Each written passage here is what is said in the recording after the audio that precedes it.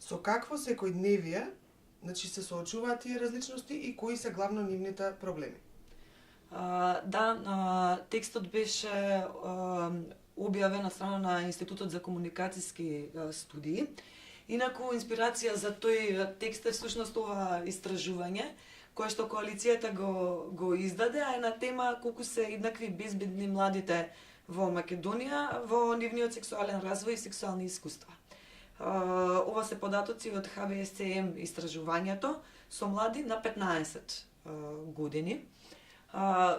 Резултатите од истражувањето покажуваат навистина една алармантна состојба. Кога зборуваме што значи да се биде различен, во рамки на ова истражувавме што значи да се биде сексуално различен и да припадник на сексуално малцинство во рамки на училишната средина.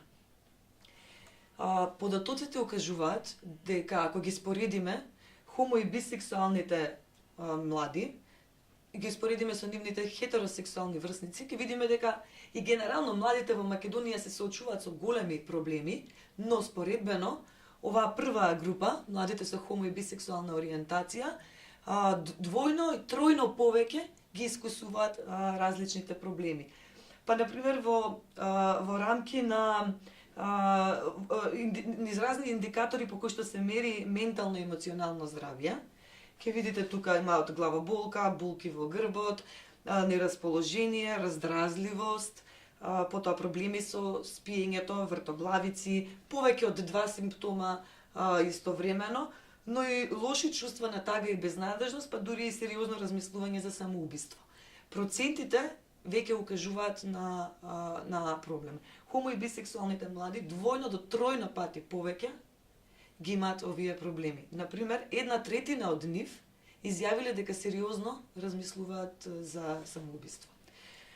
Од она што коалицијата го има, ова е прво вакво истражување, кое што коалицијата ќе продолжи да го поддржува и во иднина, но од она што можеме да го кажеме како искуство од нашата работа со клиенти, со граѓани и граѓанки кои се обраќале до коалицијата за да споделат свој проблем, е жално, но вистинито ЛГБТ и младите многу често, еден добар, значителен дел од оваа заедница, има исклучително лоши и травматски сеќавања од своите училишни години. Мислам дека е тоа голем проблем и секој би требало да има, ако ништо друго, тоа се најважните години во однос на личниот развој, би требало да има, ако ништо друго, барем убави сеќавања. Потребата од внесување на теми поврзани со сексуалноста во образовниот систем е повеќе од очигледна. Кои се конкретните реформи, кои се потребни според вас? Нашето образование заслужува темелни реформи.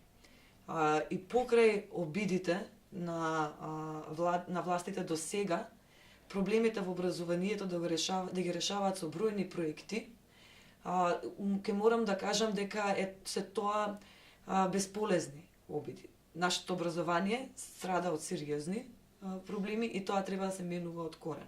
Па во таа смисла, ни 500.000 проекти нема да го променат. Она за што ние зборуваме е средини, училишни средини, во кои што постои апсолутно непрепознавање на родово базираното насилство помеѓу учениците, на хомофобичното или трансфобичното булирање, малтретирање, вознемирување па и насилство.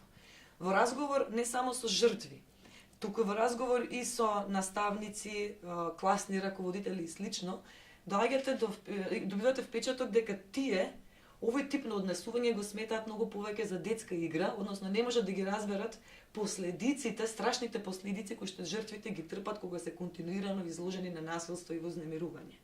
Во таа смисла и покрај постоењето на пример на стратегија која веќе истечена, но стратегија за безбедност во училиштата, не постојат конкретни активности кои што ќе го таргетираат родово базираното насилство и хомофобичното и трансфобичното насилство. Па во таа смисла коалицијата во соработка со активот на стручни училишни служби на град Скопје веќе понуди едукација, повеќе од 25 педагози, психолози и специјални едукатори од средните училишта во Скопје се обучени, но пак ќе кажам, тоа што можат да го направат невладините е пополнување на само неколку дупки.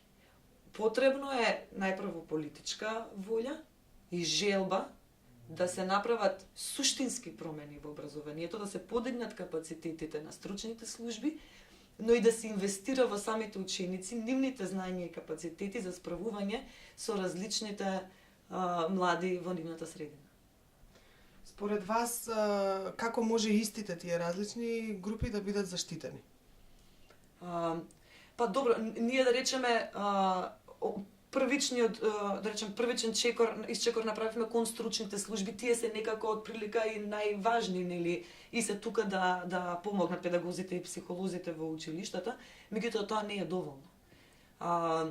Верувајте, е страшно едно дете да го оставите во училиште каде што поминува третина од својот дотогашен живот, временски, или половина, да го оставите во средина во која што тој ќе комуницира само со возрастни, со возрастен педагог или возрастен психолог. Па во таа смисла потребна е едукација и на самите ученици. Ние не можеме да зборуваме за едукација на учениците без да зборуваме за сеопфатно сексуално образование. Тоа е втората препорака која што коалицијата ја дава. Обавезно вклучување на сеопфатно сексуално образование уште од најмала возраст ние препорачуваме уште во градинките.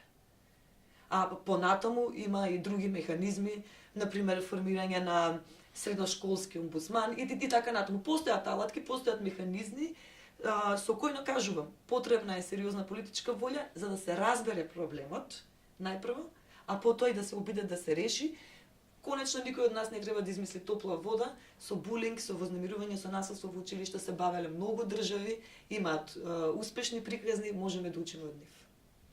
Кои се следните планови на коалицијата Нова Пола? Секако ќе продолжиме со истражувањето и тие се единствените кои што даваат релевантна слика.